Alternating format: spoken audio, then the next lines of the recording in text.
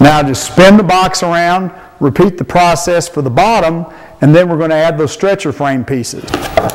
But this time, I want to have the holes turned to the inside so that they'll be covered behind the doors.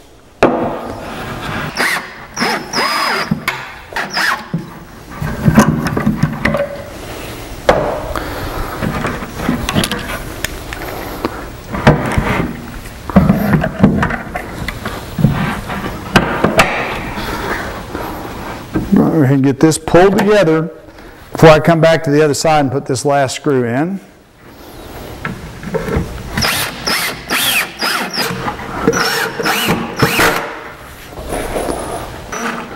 I don't have to do any clamping. I don't have to even use glue. And as soon as that screw is driven home, the box is ready to go. So I'm going to put the last screw in here. Then we'll be ready to put those stretcher frame pieces in the back. Now, on this stretcher frame piece, this is the front of the cabinet, so I want to put it in back here where the screws will be at the back and we won't see them. It's really important that this piece have a lot of strength because that's a lot of what I'm going to screw through to mount this cabinet to the wall. Okay, we're getting pretty close to having this one done. Okay, this box is done. I've got to build 2 more boxes. We're going to put some paint on those boxes, but first I'm going to build a face frame and then we'll be ready to put everything together on the wall. Here are all the parts for my face frame. And a face frame is made up of 2 different components. These long members, which are going to be horizontal, are called rails, and then these vertical pieces are called stiles. Now, what I did was start out with some 1x6, and I just ripped these to exactly 2.5 inches wide. Then I went to the miter saw and cut the pieces to length. Now, it's really important to end up with square edges on all these cuts because that's going to determine whether the frame comes out square in the end or not. Also, if you'll notice, when we were building boxes, we talked about trying to cover the end grain of the plywood. Well, we're doing the same thing here with our solid lumber. The only end grain that's going to show once this is put together is just the top and bottom of these outside stiles. Everything else will be covered. Now, I want to end up with 3 equal openings, so what we're going to do is just do a little bit of layout to end up with 3 openings, and then we'll have 16-inch doors, which maximizes our use of the material. So I need to come in 16.5 inches from the end, and I'm just going to mark what will be the center of these stiles in the middle. And we're actually working on the back of the face frame, so the better part of the material is turned down, and all of our Kreg joints will be in the back of the material. Our layout happens on the back of the material. Okay, now that I've got that, I'm going to grab this other rail, and I'll just move it down here. Make sure that I line my ends up. I'll take a marking tool and just transfer that mark on across like that, and that's 16.5 inches in from each end. Now I'll put this piece back up here. Now the only other thing I've got to do is just mark the center of these stiles. They're 2.5 inches wide, so I'm just going to mark 1.25 inches in. Okay.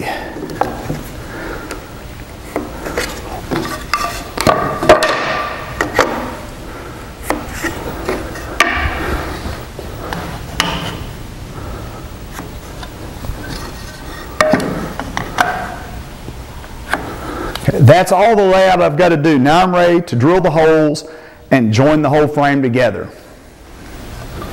Okay, now I'm ready to drill the holes for my Kreg joints. I'm going to be putting a pair of screws in the end of each of these stiles and a pair in the end of each of these rails. Now I'll use the indexing marks just to center the piece up.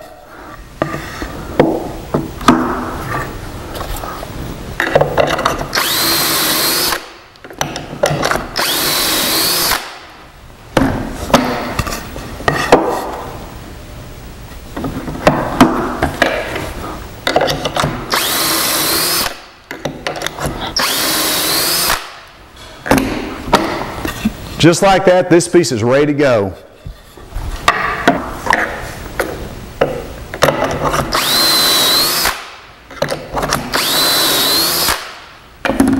Now that all my holes are drilled, I'm ready to drive the screws. Just the screws make for a really strong joint, but when I'm building face frames, I like to add a little bit of glue.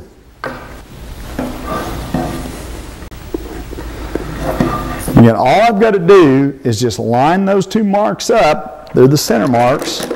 I'll move this clamp over, and I'm ready to go again. The last joint's going to be out here at the end, so I'll just put a little glue on this piece. Bring that in.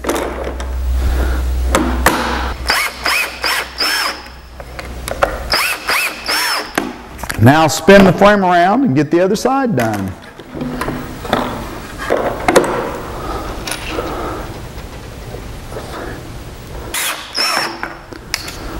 Okay, this face frame's done. Now all I've got to do is sand it just a little bit and I'll be ready to go.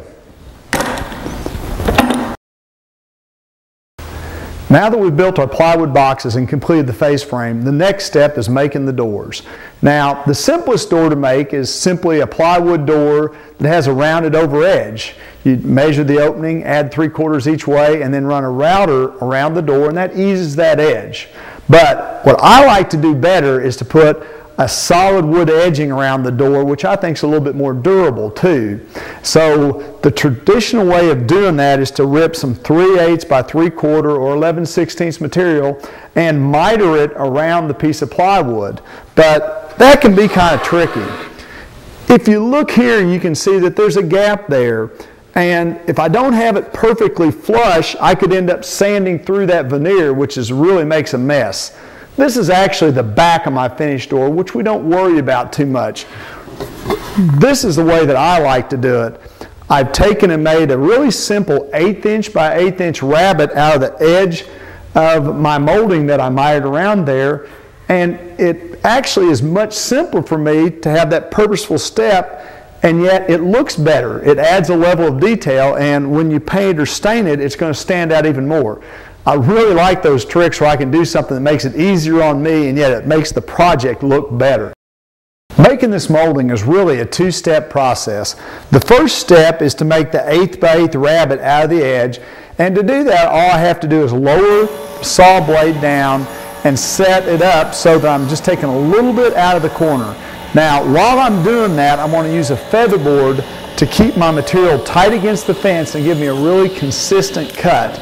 And then the second step is I'm going to raise that blade back up and move it to within 3/8 of an inch of the blade, and there I'll be using both the feather board and the push stick to make sure that my hands stay a safe distance away from the blade. Now I just got to make my mitered cuts and attach it to the plywood using some glue and nails. The next thing I'm going to do is take a random orbit sander and just lightly sand the front and the back of these doors, and then we're going to be ready for hardware. Now that the paint's had time to dry, we're ready to hang these cabinets on the wall. Now that can be a little bit difficult by myself, so I'm going to use a little bit of a trick. I'm going to draw a line on the wall using this level, and then I'll mount this wooden cleat below the line. That's going to give me something to support the cabinets when I put them up on the wall. And as long as I keep them right on top of that cleat, they're going to be level, won't have any problems. I put that screw in 6.5 inches from the right-hand side of the cabinet, so I'll make a mark 6.5 inches over at the top.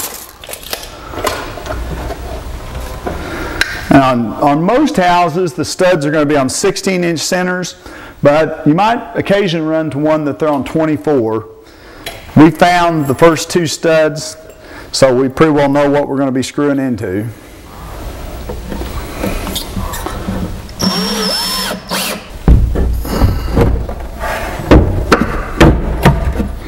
Another trick you could use is just cutting a stick to put underneath here, but that's kind of a balancing act. I think this is probably the easiest way to do it. So now we're ready to attach the face frame. I'm going to attach the face frame using the holes that we drilled earlier. This is the step that makes these 3 boxes really look like one cabinet.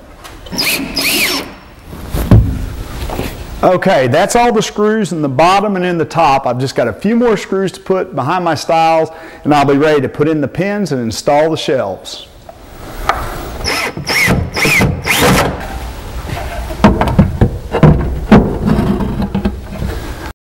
Well, I'm ready to start putting the hardware on the doors.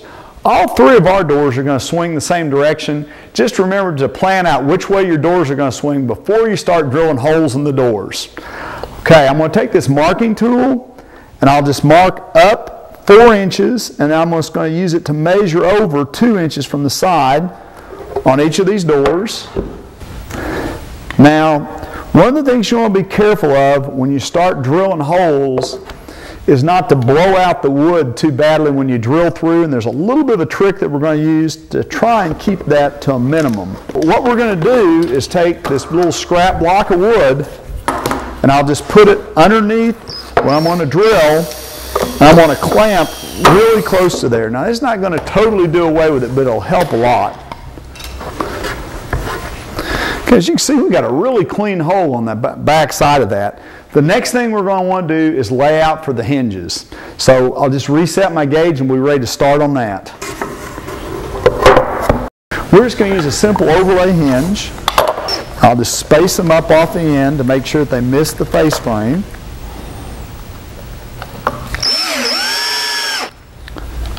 Okay, that's the last one of our hinges. Now we're ready to install these doors on the cabinet.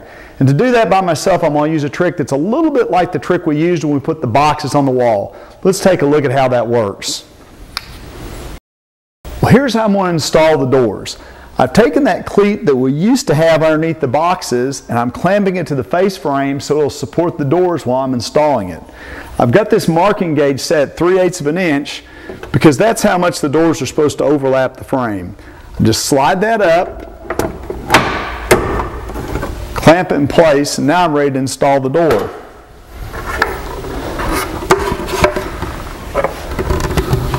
The door is just going to sit right there on that cleat.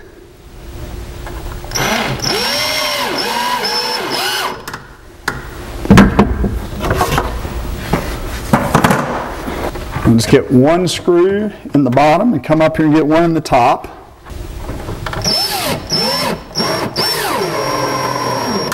Okay.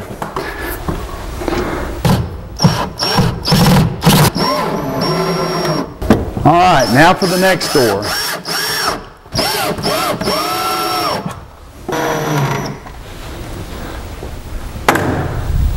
Okay, that's the last of the hinges. Now I'm going to get this cleat out of the way and we'll be ready for the finishing touch of putting these pulls on.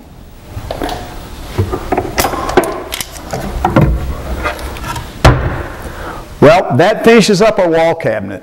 It's hard to believe that we started out with just a couple sheets of plywood and some solid stock lumber. But I'm sure after watching me you realize that you could build that cabinet by yourself too. And the real secret is we built some components that we brought together. We started out making some boxes, and then we made a face frame and some doors and shelves, and we brought it all together to make that one cabinet on the wall. Now it's time to put that thing to work.